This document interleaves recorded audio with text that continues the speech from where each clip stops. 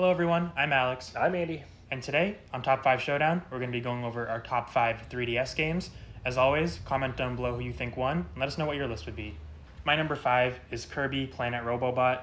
This is such an amazing Kirby game. I think the puzzles in this game really shine. They're not super complicated. They still have that charming Kirby simplicity to them, but they are still fun to work out. And then obviously Kirby in a giant mech suit getting all the regular power-up abilities is awesome. You had me at Kirby in a mech suit. My number 5 is Star Fox 64 3D. This is one of the early 3D games that came out, and even though I don't play with my 3D turned on now, it was a fun kind of feature that they explored at the beginning. It's an N64 classic, one of the greatest games of all time, and to be able to play it on a 3DS was just pretty amazing. My number 4 is Pokemon Omega Ruby and Alpha Sapphire.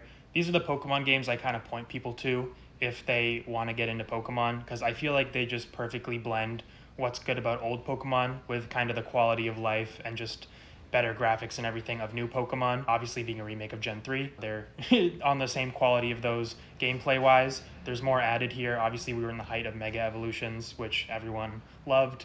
And yeah, these are just super solid Pokemon games, and they're great if you're trying to get into Pokemon.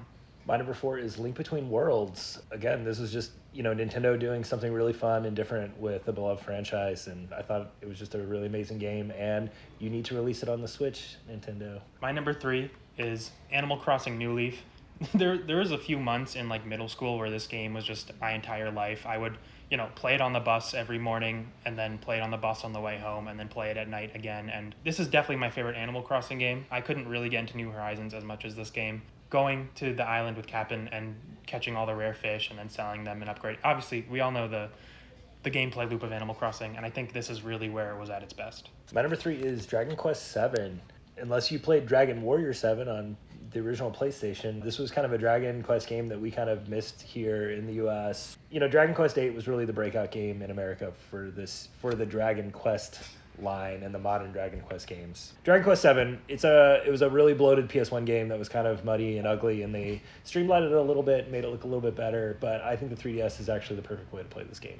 My number 2 is Yokai Watch, another legendary JRPG right up there with Dragon Quest, of course, in the same conversation. As far as monster catchers go, this one did a great job of differentiating itself from Pokemon. The battle mechanics are completely different. You're not commanding them directly, it's more about setting up their arrangements so that you can get good synergies and that the three yokais that are out and active play off each other well. Obviously the designs are very Japanese inspired. The people who localize these games are heroes because there's just so many Japanese puns with all the characters and everything that I imagine it must have been a nightmare. But I love the designs in this game. They're so quirky, they're so fun. The music is amazing in these games.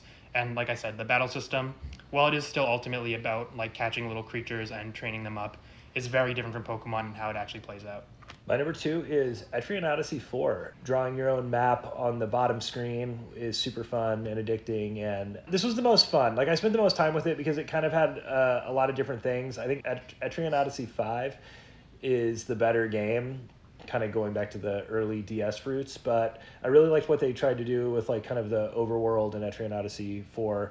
And I don't know, just such a great series, and I don't really think the collection that's on the Switch is enough. I think they need to figure a way to make a new Etrian Odyssey game. My number 1 is Fire Emblem Awakening. This is the first Fire Emblem game I ever played, and it's what got me into the series. I think out of all the ones I've played, this definitely has my favorite story in it. It has the best characters. Building up relationships and stuff in these games are also super fun. And yeah, this is just, there's a reason that this is kind of the game that got Fire Emblem on everybody's radar. It had Tharja. Yeah, that's probably also why. No Camilla, but Tharja, she's up there. But my number 1 is Shin Megami Tensei 4.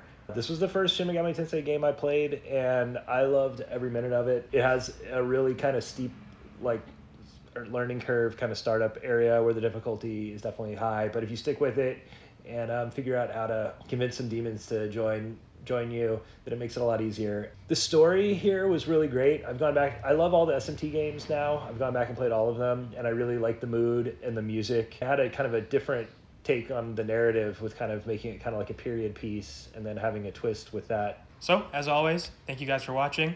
Let us know what you should rank next. Let us know who won. And if you want to discuss this more with us, join the Discord. The link's in our bio. Thank you.